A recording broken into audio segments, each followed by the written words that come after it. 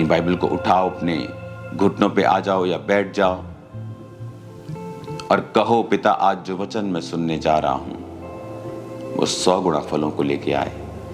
अंधकार की शक्तियां इन वचनों को चुरा ना सके। प्रभु यीशु मसीह के पवित्र नाम में आमीन, आमीन, आमीन। एक हाथ को उठाकर फिर से कहो, आज जो कुछ मैं सुनूंगा मैं वायदा करता हूं मैं इसे मानूंगा और मैं इसका प्रचार करूंगा और मैं अपने परिवार में भी ये देखूंगा कि वो लोग भी इस वचन को फॉलो करें। इन जीसस नेम, आमीन। तारीफ करो जोर से, जोर से, जोर से, जोर से। स्वागत है खुदावंद की प्रेजेंस में। मैं आपसे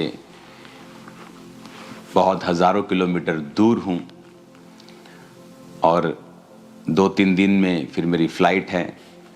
जल्दी मैं आपके बीच में हूँगा, लेकिन स्पिरिट में मैं आपको देख रहा हूँ। मैं आपके बिल्कुल पास हूँ। सब कुछ परमेश्वर का आत्मा आपके बीच में कर रहा है। आज जो मैसेज खुदावंद ने मुझे दिया है आप लोगों के लिए, अगर आप उसे समझ जाएंगे तो लाइफ स्ट्रगल नहीं रहेगी। Life is not a struggle, life is a blessing, life is a gift. जो परमेश्वर ने दिया है वो स्ट्रगल कैसे हो सकता है? लेकिन वचन ये कहता है, इमेजिन करो आदम जब बनाया गया और जब वो पाप में गिरा तो फिर भी वो 900 साल से ऊपर जिया। 930 साल, 969 साल सबसे ज्यादा आदमी वो जिया। मतुशले, हनोक, अगर आप इस पीढ़ी को आप देखेंगे तो सबसे ज्यादा ये जिए। इमेजिन करो पाप करने के बाद भी वो 1000 साल के करीब जीते थे। तो सोचो अगर वो पाप नहीं करते वो कितने हजारों साल परमेश्वर ने उनको चलने के लिए बनाया था।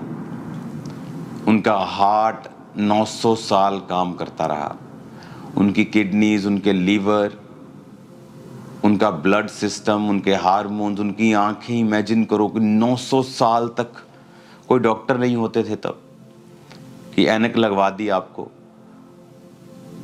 900 साल तक वो जिए, क्योंकि परमेश्वर ने जब इंसान को बनाया उसने परफेक्ट बनाया, एक्सीलेंट बनाया। आज आप 1000 करोड़ का, 700-800 करोड़ का प्राइवेट प्लेन ले लो, 30 साल में वो पुराना हो जाता है। 20 साल बाद उसे अमीर लोग चेंज करने पे आ जाते हैं। कुछ तो 10 साल में चेंज कर देते हैं, 15 साल में चेंज कर देते हैं। 30 साल बाद वो आउटडेटेड सा लगता है, चलता है। लेकिन इमेजिन करो एक चीज 700 करोड़ की, 1000 करोड़ की, 1200 करोड़ की है और उसकी लाइफ 20-30 साल में वो रिटायर होने पे आता है। तो इमेजिन करो परमेश्वर ने जो इंसान बनाया वो 1000 साल जीता था। सोचो उसकी क्या वैल्यू होगी। अब इंसान 100 साल जीता है, 120 साल परमेश्वर ने उसकी उम्र ठहराई है, लेकिन अब वो 120 साल से भी कम जी रहा है। जैसे जैसे पाप बढ़ता गया उम्र कम होती गई। जैसे जैसे परमेश्वर के वचन के खिलाफ चीजें होती गईं, परमेश्वर अपनी ब्लेसिंग को कम करता गया। नूह के टाइम परमेश्वर ने कहा आदम यानी इंसान की उम्र 120 वर्ष की होगी। पता नहीं उसके बाद शायद परमेश्वर ने कुछ और डिसीजन ले लिया होगा, वो तो बाइबल में रिकॉर्ड हो गया। शायद अब और डिसीजन परमेश्वर का हो गया, अब 120 भी नहीं होगी। आप देखो अपने आसपास लोग 120 साल के अब नहीं जा रहे हैं।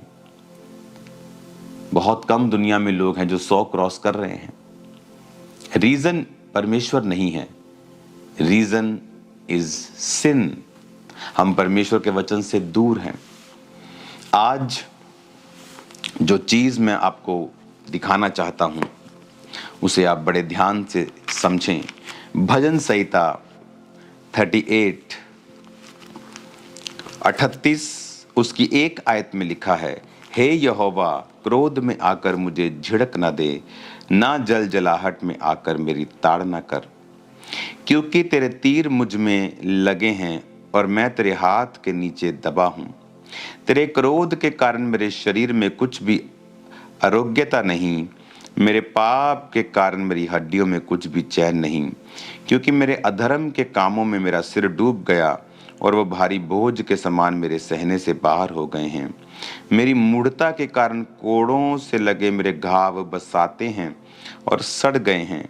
मैं बहुत दुखी हूँ और झुक गया हूँ, और दिन भर मैं शोक का पहरावा पहने हुए चलता फिरता हूँ, क्योंकि मेरे कमर में जलन है और मेरी शरीर में आरोग्यता नहीं। मैं निर्बल और चूर हो गया हूँ, मेरे मन की घबराहट से कराहता हूँ। हे प्रभु, मेरी सारी अभिलाषा तेरे सम्मुख है और मेरा कराहना तुझसे छिपा नहीं। मेरा हृदय धड़कता है, मेरा बल घटता जाता है, मेरी आंखों की ज्योति भी मुझसे जाती रही। मेरे मित्र मेरे संगी विपत्ति में अलग हो गए, मेरे कुटुंबी भी दूर जा खड़े हुए। ये कौन कह रहा है?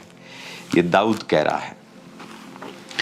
दाऊद इसमें खुदा से कह रहा है कि तेरे तीर मुझ में लगे हैं,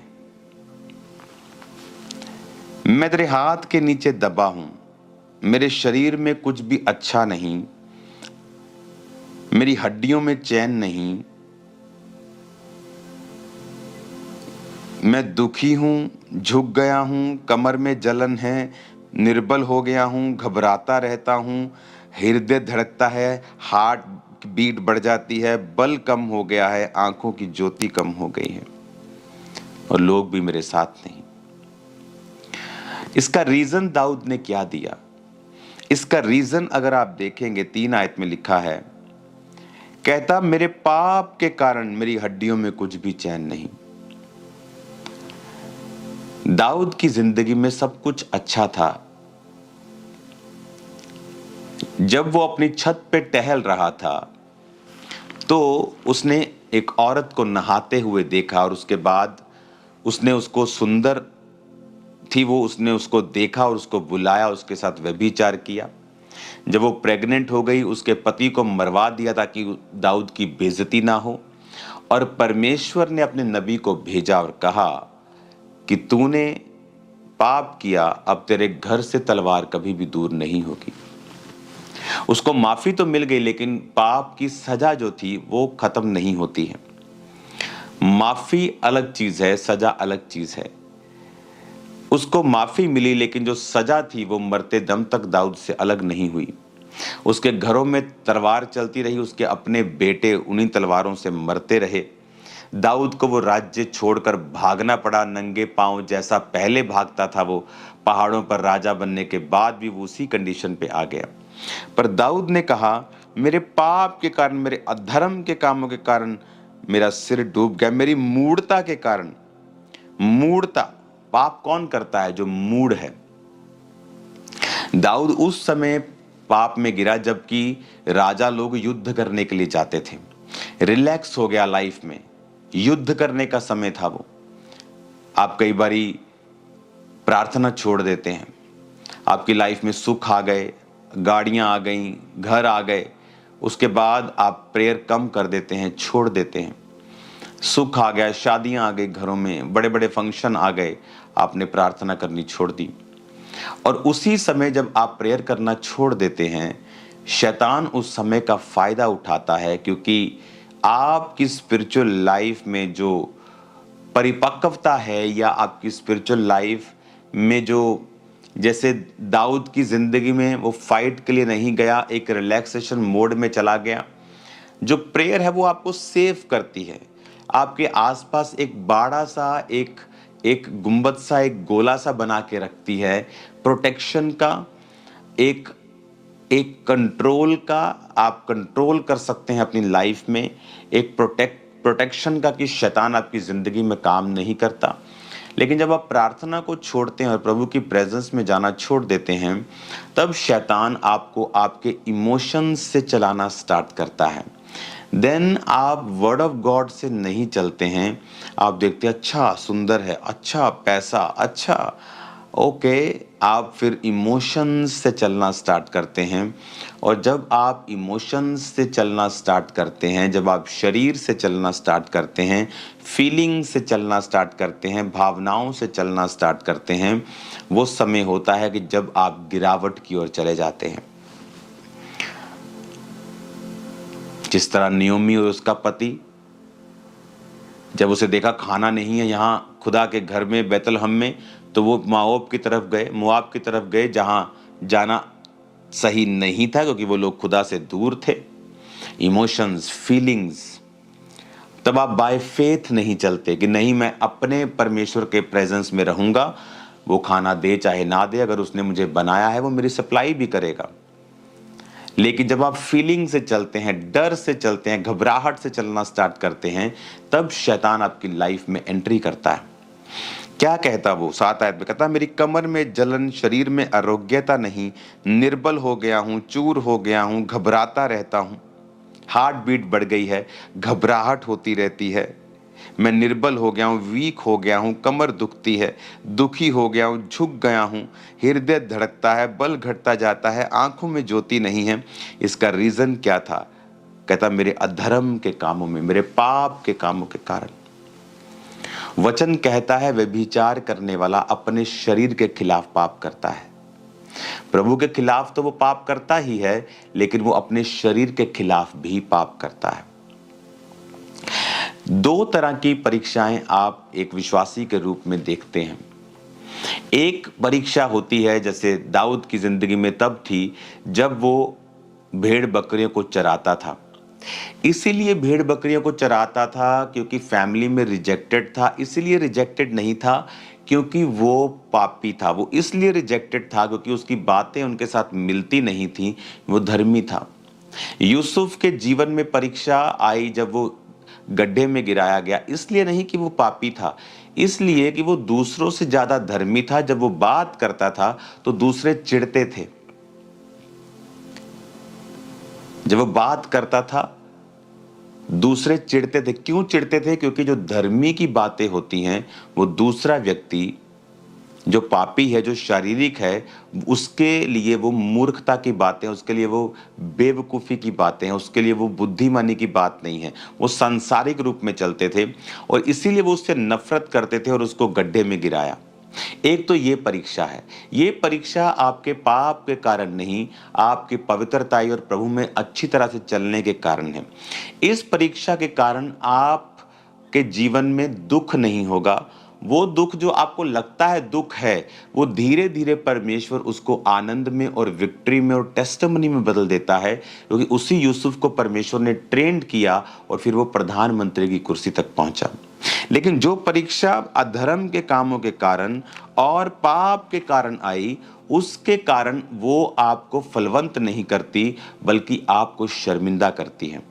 इसीलिए दाऊद जब उस पहाड़ पर भागा जा रहा था पाप के बाद, जब उसका बेटा उसके खिलाफ हो गया, तो वचन कहता है कि एक व्यक्ति आकर दाऊद को ओछा ओछा और कोसने लगा और दाऊद ने अपने लोगों को कहा इसको कुछ मत कहना, क्योंकि जो भी ये हो रहा है ये यहोवा की ओर से हो रहा है।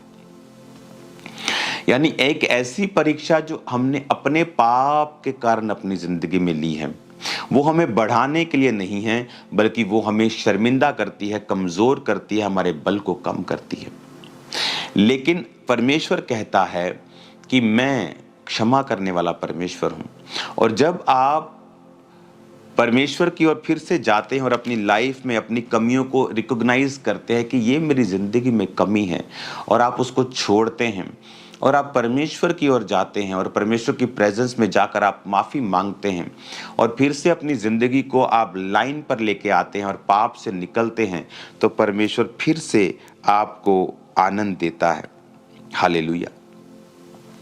अब 16 आयत में लिखा, कहता है क्योंकि मैंने कहा ऐसा ना हो कि वो मुझ पर आनंद करें, जब मेरा पाँव फिसल जाता है वो मुझ पर अपनी बड़ाई मारते हैं। अब मैं गिरने पे हूँ, मेरा शौक निरंतर मेरे सामने है, इसलिए कि मैं तो अपने अधर्म को प्रकट करूंगा और अपने पाप के कारण खेदित रहूंगा। अब वो कह रहा है कि मैं अपने पाप के कारण खेदित हूं, यानी वो पश्चाताप कर रहा है। कहता अधर्म को प्रकट करूंगा, प्रभु को बताऊंगा कि मुझसे अधर्म हुआ है और मैं उसकी माफी को मांगूंगा। जैसे ही आप माफ़ी को मांगते हैं, आप प्रभु के साथ अपने कनेक्शन को राइट करते हैं। आप नशे को, व्यभिचार को, चोरियों को, परमेश्वर के नाम में आप मूर्ति पूजा को, बहुत सारी चीज़ें जो बाइबल के खिलाफ है, आप उनको जब छोड़ते हैं, तो वचन ये कहता है कि परमेश्वर आप पर कृपा करते हैं। वो कहता है कि वो तेरी लाइफ को फिर रिस्टोर करता है। जो छिन गया है, जो चला गया है, परमेश्वर उसको वापस करता है। आमीन। अब 39 भजन संहिता 1 आयत में लिखा है, मैंने कहा मैं अपनी चाल चलन में चौकसी करूंगा ताकि मेरी जीभ से पाप ना हो। जब तक दुष्ट मेरे सामने है तब तक मैं लगाम लगाए अपना मुंह बंद किए रहूंगा। हालेलुया। अब अगर आप इस पूरे 39 अध्याय को आप पढ़ेंगे तो आपको ये मालूम होगा कि वो तौबा कर रहा है, साथ साथ उसके दिल में एक पछतावा भी है। वो पेन अनबेरेबल है, लेकिन परमेश्वर उसको छुड़ाता भी है। और वो क्या कहता है कि भजन संहिता 38 उसकी 19 आयत में कहता है, मेरे शत्रु फुर्तीले और सामर्थ्य, मेरे बैरी बहुत से हैं। अब यहां पर वो एक चीज को बयान कर रहा है जो 16 आयत में लिखा है, क्योंकि मैंने कहा ऐसा ना हो कि वो मुझ पर आनंद करें। यानी जब आप पाप करते हैं तो आप अपने शत्रु को आनंद करने का मौका देते हैं। जब आप पाप करते हैं तो आपका शत्रु ये सोचता है कि उसने आप पर अटैक किया और वो कामयाब हो गया। पर वचन कहता है कि शत्रु कभी भी क्रिश्चियन व्यक्ति पर कामयाब नहीं होता। वो आएगा और शर्मिंदा होकर जाएगा। आपने देखा है ये होते हुए, एक बार नहीं खामरा चर्च, थाउजेंड्स टाइम, सैकड़ों सैकड़ों सैकड़ों के सैकड़ों बार आपने देखा है चर्च में पूरा होते हुए। शत्रु उठा, आया, शर्मिंदा हुआ, 7 दिशाओं से भागा, फिर खड़ा हुआ, फिर शर्मिंदा हुआ। क्यों? क्योंकि कोई भी अटैक आप पर नहीं चलता जब तक आप अपने अधर्म और अपने पाप के कारण शत्रु को मौका ना दें। अब दाऊद ये कह रहा है कि मेरा शत्रु मुझ पर आनंद कर रहा है, प्रभु उसको रोक, मैं अपने पाप को मानता हूं। लेकिन उसे ये प्रार्थना करने की भी जरूरत नहीं पड़ती अगर वो इस पाप में ना फंसता तो, क्योंकि वचन कहता है कि तुम्हारे कारण अन्य जातियों में मेरे नाम की निंदा की जाती है। कि जब तुम पाप करते हो और तुम्हारे जीवन में शैतान अटैक करता है, फिर लोग परमेश्वर के को जज करने लगते हैं। वो ये नहीं देखते कि इस व्यक्ति ने पाप किया है, वो परमेश्वर को जज करने लगते हैं, वो पूरी कौम को जज करने लगते हैं। हालेलुया। आज मैं चाहता हूं कि आप एक 1.5 मिनट की वीडियो को देखो, जहाँ एक जगह पर मैं था और सामने बहुत सारे पहाड़ थे। तो मैंने परमेश्वर की आत्मा से अंदर कहा कि परमेश्वर, मैं इन पहाड़ों की ओर देख रहा हूँ, मुझे कोई मैसेज दे तू। मैं इन पहाड़ों की ओर देख रहा हूँ, मुझे तू क्या कहना चाहता है। सडनली परमेश्वर की आत्मा ने मुझसे बात की, आप उतने ही ग्लोरियस और मैजेस्टिक हैं, और जितने ही आप स्पिरिचुअली कम लेवल पे हैं, पूरी जो महिमा, जो एक ऑरा जो उस पहाड़ का है वो दूसरे पहाड़ों का नहीं है। उसी तरह से जब आप स्पिरिचुअली अपने आप को ग्रो कर जाते हैं, आप स्पिरिचुअली अपने आप को हायर लेवल पर ले जाते हैं, बर्फ भी आप पर पड़ती है, ग्लोरियस भी आप ही लगते हैं। लेकिन जो दूसरे पहाड़ हैं वो भी पहाड़ हैं, लेकिन जो लोग देखना चाहते हैं वो उन पहाड़ों की ओर आकर्षित होते हैं। अपनी लाइफ में अगर किसी चीज के लिए जोर लगाना है तो वो है आपको स्पिरिचुअलिटी में बढ़ना कैसे है। जैसे ही आप स्पिरिचुअल लाइफ में ग्रो करना स्टार्ट करते हैं, सडनली वो चीजें जो आप स्ट्रगल कर रहे थे पाने के लिए आपकी लाइफ में आना स्टार्ट होती हैं। जब आप स्पिरिचुअली अगर एक पास्टर हैं, तो अगर आप स्पिरिचुअल हैं, आपने बहुत से लोगों को देखा होगा। अब मैं ये बात आपको बहुत बार बताता हूं कि 2 तरीके हैं अपना चेहरा लाल करने के। एक तो अच्छी खुराक खा के आप अपने चेहरे को अच्छा कर सकते हो, या फिर अपने चेहरे पर खुद ही थप्पड़ मार मार के अपने आप को लाल कर सकते हो। पर ये वाला लाल तो कुछ ही दिन रहेगा। ये उसी तरह के लोग होते हैं जो विरोध करके, जो किसी बड़े आदमी का विरोध करके सिर्फ दिखना चाहते हैं। ये उसी व्यक्ति की तरह है जो लाल चेहरा चाहता है, लेकिन खाने पीने से नहीं, सेहत बनाकर नहीं, थप्पड़ मार मार के अपने आप को लाल कर रहा है। उससे फायदा नहीं होगा, क्योंकि वो लालगी थोड़ी देर की होगी। लेकिन जिसने खुराक खाकर चेहरा और तंदुरुस्त किया है, वो तो सदा ही बना रहेगा। मैं पास्टर्स की तरह कपड़े डाल के सवाल करने लग जाऊं, उससे मैं पास्टर नहीं बन जाता हूं, या बिशप नहीं बन जाता हूं, या प्रेरित नहीं बन जाता हूं। कहां है मेरी चर्च? कहां है मेरे लोग? अगर मैं अध्यक्ष हूं, बिशप मतलब अध्यक्ष, तो कहां है मेरी चर्चिस?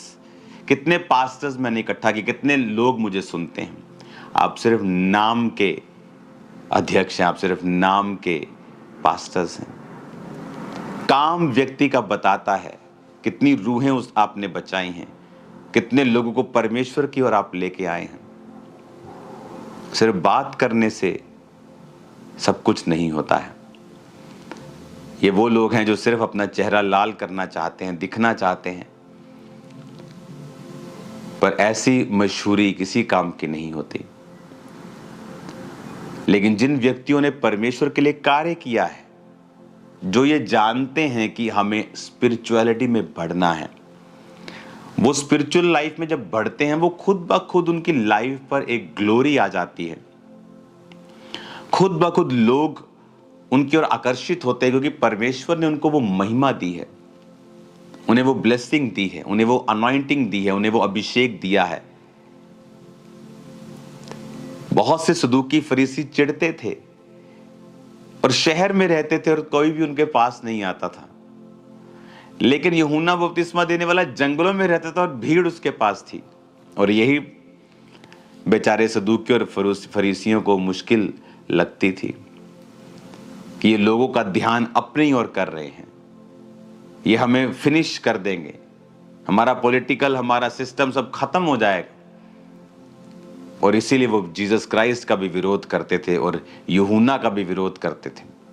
लेकिन उन्हें पता नहीं था कि उनका मकसद कोई पॉलिटिकल नहीं है, कोई सरकार बनाना नहीं है, कोई एमएलए बनाना नहीं है। उनका मकसद था परमेश्वर में लोगों को सुदृढ़ करना, और उसकी वजह से वो ज्यादा प्रेजेंस में रहते थे, खुदाबंद के साथ खड़े रहते थे, और उसी वजह से वो ब्लेसिंग, वो एक ग्लोरी, वो ऑरा जिसे आप आज की भाषा में बोलते हो, उनकी लाइफ पर रहता था। और वो दूर नहीं कर सकता कोई भी, वो दूर नहीं कर सकता कोई भी। वो ट्राई कर सकते हैं, लेकिन ट्राई करने के बाद वो ब्लेसिंग उन दूसरों की और बड़ी हुई उनको मिलती है। हालेलुया। अगर आपको कुछ अपनी लाइफ में करना है तो अपनी स्पिरिचुअल स्टैंडर्ड्स को बढ़ाएं। अगर आप झूठ नहीं बोलते लेकिन छोटी बातों में बोलते हैं, उसे भी बंद कर दें। आप व्यभिचार में नहीं, लेकिन आंखों से अभी भी आप कुछ गलत देखते हैं, उसे भी बंद कर दें। आप और अपनी स्पिरिचुअल लाइफ को मजबूत करें। देन आपको प्रार्थना करने की भी कई बार जरूरत नहीं पड़ेगी। सडनली वो एक्सपेंशन, वो ग्लोरी आपकी लाइफ में परमेश्वर आपको देगा। हालेलुया। सडनली आप देखोगे परमेश्वर का आत्मा किस तरह से आपकी लाइफ में काम कर रहा है। आज लोग, आप अपने नाम को जितना मर्जी बड़ा रख लो, कहाँ है लेकिन आपके लोग, आपकी चर्च, कहाँ आप वचन सुनाते हैं? आप लोगों से सवाल करते हैं आप क्या हैं? क्या है आपकी डॉक्ट्रिन? कहाँ है आपका वचन? कहाँ है आपकी चर्चेस? कहाँ आपने पास्टर्स तैयार किए हैं? मैं सिर्फ एक चोला डाल के आ जाऊं और बोलूं मैं फलाना हूं, मैं ढिमकाना हूं, उससे आप फलाना ढिमकाना नहीं बन जाते हैं।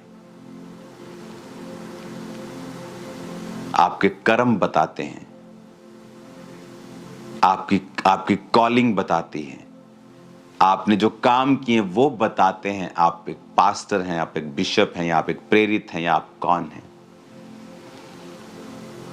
हालेलुया।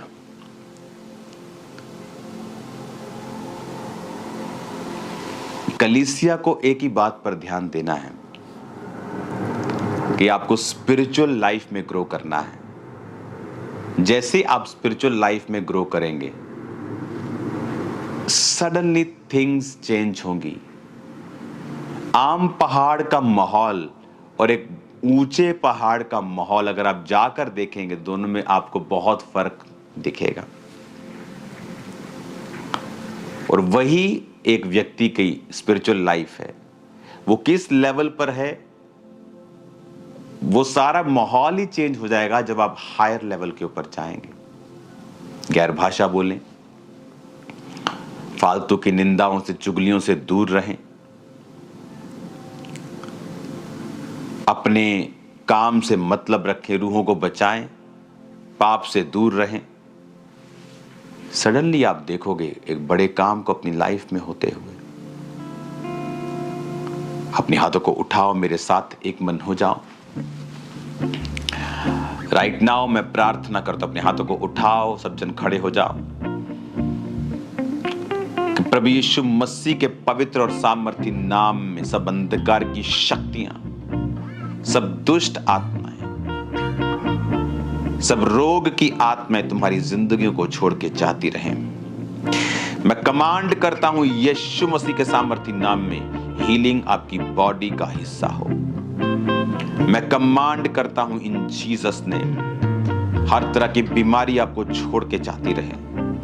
कमांड करता हूं हर प्रकार की दुष्ट आत्मा आपकी जिंदगियों को छोड़ के जाती रहे। इन the name of Jesus, out from your body a devil spirit. गंदी आत्मा, नशे की, चोरी की, डर की, बीमारी की, इन the name of Jesus in शरीरों को छोड़ो, निकल जाए यीशु मसीह के सामर्थ्य नाम में। हर प्रकार की गंदी आत्मा इनकी जिंदगियों को छोड़े और जाती रहे। यीशु मसीह के सामर्थ्य नाम में मैं तुम्हें ब्लेस करता हूं, तुम्हारे बिजनेस को, फाइनेंस को ब्लेस करता हूं। यीशु मसीह के सामर्थ्य नाम में अंधकार की शक्तियों को कमांड कर तुम्हारी जिंदगी को छोड़ के जाती रहे। बीमारी की, सिकनेस की, डिजीज की आत्मा, out in the mighty name of Jesus, out in Jesus name. हर प्रकार की गंदी आत्मा, बीमारी की, नशे की आत्मा, कमजोरी की आत्मा, अशुद्ध आत्मा तुम्हारी जिंदगी को छोड़ के right now out in Jesus name जाती रहे।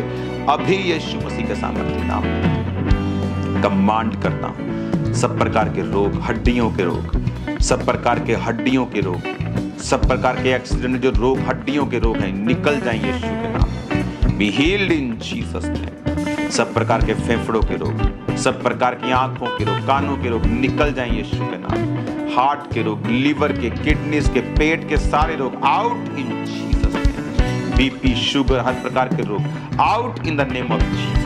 हर प्रकार के रोग निकल जाएं यीशु मसीह के सामर्थ्य नाम। मैं तुम्हें ब्लेस्ड घोषित करता हूं, आजाद घोषित करता हूं इन जीसस नेम। जिनके बेबीज नहीं, ब्लेस हो जाओ, तुम्हारे गर्भ ब्लेस हो। Be fruitful and be multiply in Jesus name. Be fruitful and be multiply in Jesus name. जिनके बेबीज नहीं है, आप फास्टिंग करें। परमेश्वर का आत्मा मुझसे कह रहा कि आप फास्टिंग करें और प्रार्थना करें परमेश्वर के सामने, तो वो आपको बेबीज देगा। आप मेहनत करें, फास्टिंग करें, प्रार्थना करें उसके सामने। छोड़ दे संसारिक इन चीजों को, उन टीवी को, वो चुगलियों को, वो पास किसी के बैठकर बातें करने, घंटों घंटों बिताने से अच्छा है आप खुदा के साथ समय को बिताएं और देखिए फिर परमेश्वर क्या करता है आप लोगों के लिए। फास्टिंग प्रेयर करें। खुदावंद का आत्मा यूथ को छू रहा है राइट नाउ। पवित्रताई का मसा आप पे आए। सारी व्यभिचार की गंदी spirit out in the mighty name of Jesus Christ. तुम्हारी बॉडीज को छोड़ के जाती रहे। हर प्रकार की गंदी आत्मा, शरीर पे अटैक करने वाली हर प्रकार की आत्मा, कमजोरी का आत्मा, बीमारी का आत्मा, अपनी बॉडी पे हाथ रखो right now, out in the mighty name of Jesus. जब मैं खुदावंद अपने शरीर को छू रहा हूं, मैं उनके शरीर को भी छू रहा हूं, out in the name of Jesus. सब प्रकार की गंदी आत्मा जो हमारे शरीर पे अटैक करती है, out in Jesus name, out in the name of Jesus. सब बीमारी की गंदी आत्मा, सब रोगों की आत्मा, out in the mighty name of Jesus. रोगों की आत्मा, कमजोरी का आत्मा, मौत का आत्मा, out in the mighty name of Jesus. Be healed in Jesus name. सारे अंग हील हो जाएं, सब बीपी, सब शुगर, सब कैंसर, एड्स, सब प्रकार के रोग, सब प्रकार के हार्मोनल रोग, आंखों के, पेट के रोग, सब प्रकार के हड्डियों के रोग, सब प्रकार के स्किन के रोग, हर प्रकार के मांसपेशियों के रोग, यीशु के नाम में तुम्हारी जिंदगी को छोड़ के जाते रहे। मैं कमांड करता हूं healing, be healed in Jesus name. Hallelujah, hallelujah, hallelujah, hallelujah, hallelujah, hallelujah. Thank you Lord, thank you Lord, thank you Lord, thank you Lord. तेरा पवित्र आत्मा जुम्बिश करे और कार्य करे मेरे पिता। तेरा पवित्र आत्मा जुम्बिश करे और कार्य करे मेरे सामर्थ्य परमेश्वर। तेरा आत्मा जुम्बिश करे और कार्य करे खुदा बाप। बड़े कामों को कर खुदावन, बड़े कामों को उनकी जिंदगी में कर खुदावन। तेरे जीवित नाम में मैं क्रिएटिव मिरेकल्स को बोलता हूँ। क्रिएटिव मिरेकल्स आपकी लाइफ में हो, जो अंग बने नहीं वो बने। सुपरनैचुरल मिरेकल्स आपकी जिंदगी में हो, फाइनेंस में हो, कैरियर में हो। जो पढ़ रहे हैं यीशु मसीह के नाम से सुपरनैचुरल विजडम आप में आए इन the name of Jesus Christ. जो बिजनेस में है, जो जॉब में है, खुदावंद की बरकत आपके हाथों पे हो। जो सेवकाइयों में खुदावंद की बरकत आपकी कलीसियाओं में, पास्टर्स जितनी कलीसियाएं यीशु के नाम में सारे बंधनों से मुक्त हो जाए। सारे शैतान के बंधन तुम्हारी कलीसियाओं से टूट जाएं यीशु मसीह के सामर्थ्य नाम में। थैंक यू लॉर्ड तेरी हीलिंग के लिए, तेरी डिलीवरेंस के लिए। Thank you Jesus, thank you Jesus, thank you Jesus.